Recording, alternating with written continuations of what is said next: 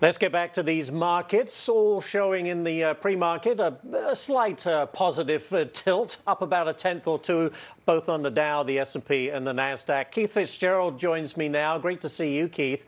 You say, I want to talk about Boeing. You say we could be looking at the end of Boeing as we know it. What do you mean by that?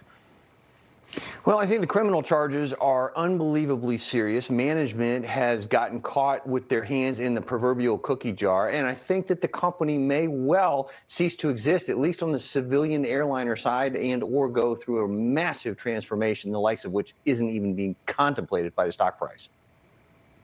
From an investor's point of view, are you touching it or not?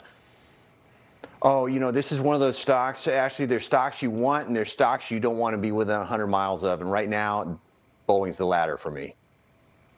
Okay, we hear you loud and clear. On another topic, where do you see the S&P ending the end of the year as we start the second half?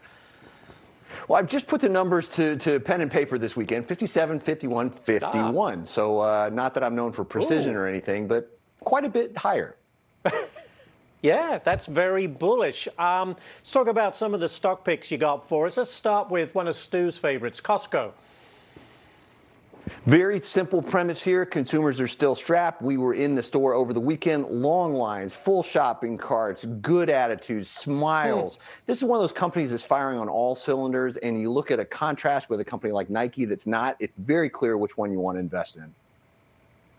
No big surprise, I guess. NVIDIA, there are people who think it's a little frothy, but you still like it.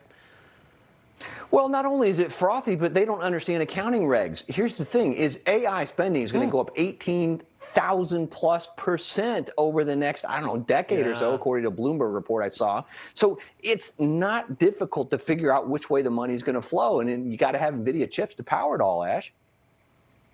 Yeah, true. I mean, that's what's been pushing it higher and higher. And you also, of course, like Microsoft, another, you know, gargantuan company when it comes to tech.